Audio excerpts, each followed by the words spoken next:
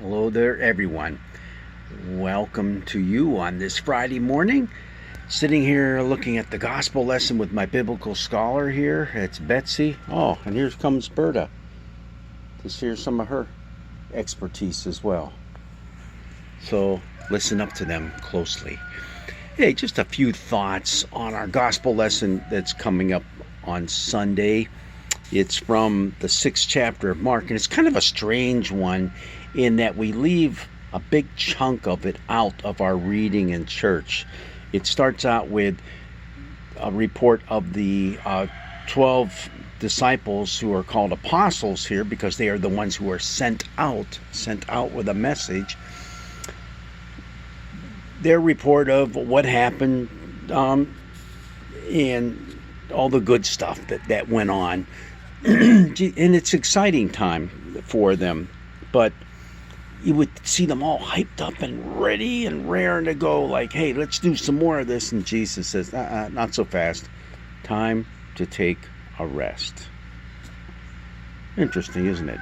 But then it skips the story of Jesus feeding the 5,000 and walking on water, and our reading goes right to the end of the chapter where it says they crossed over the lake after they get done doing that, and they run into a bunch of people.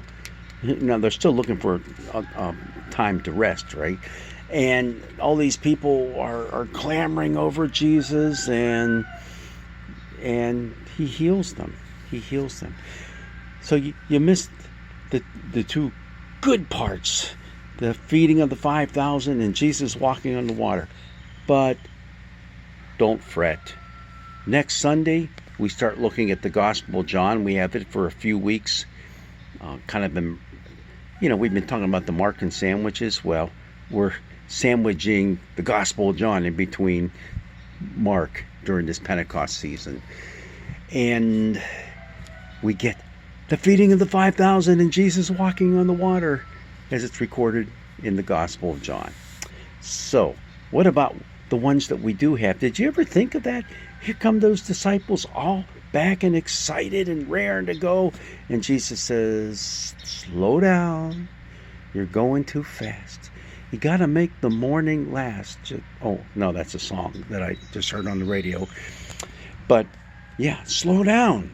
We need to re-energize, and we need to take stock of our lives and what's happened, and we need to relax.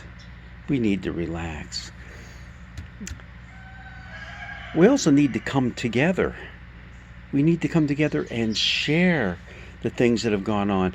I love one of the exegetical works I read by Brian Stoffringen is, wouldn't it be interesting if we opened each council meeting with everyone reporting what they've done, proclaiming the message since the last time we got together? Because that's essentially what these disciples did. They reported back to Jesus what they had done. Wouldn't it be interesting if we did that? But also, do we take the time to decompress? Do we have those fellowship moments where we're just having a good time and we're relaxing and we are re-energizing? Because we need to do that.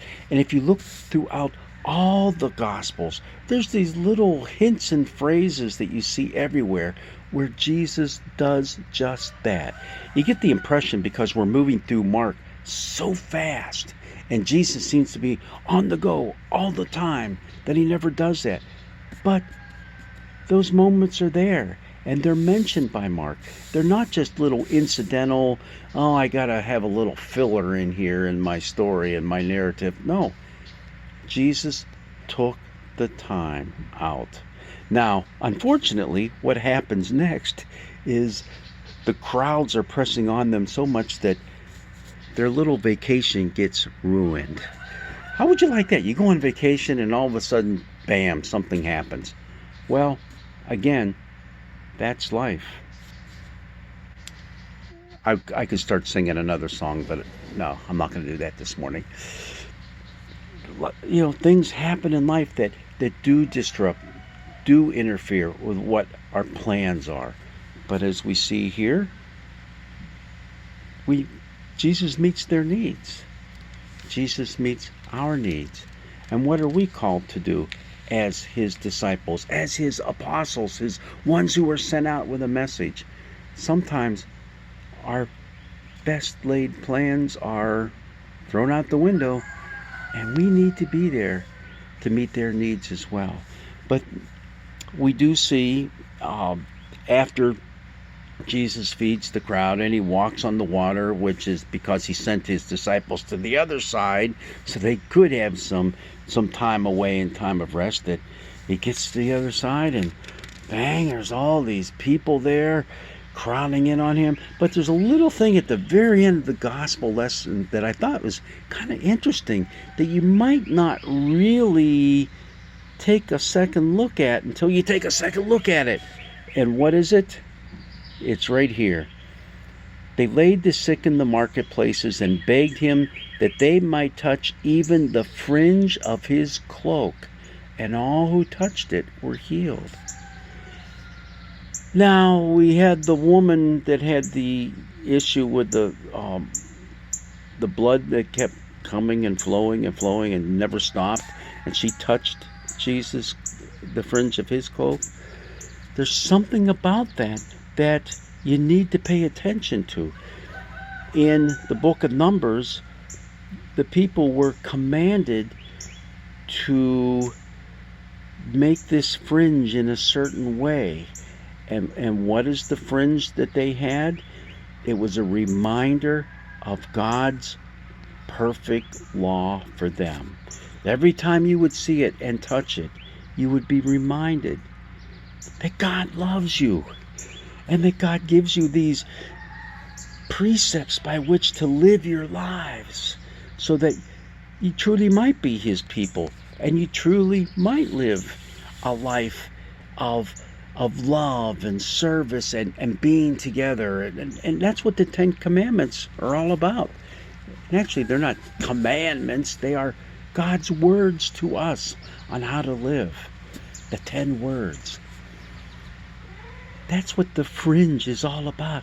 Isn't it interesting that the people reaching out to touch that fringe were healed? God's words are healing words in our lives. Think about that when you read this coming Sunday.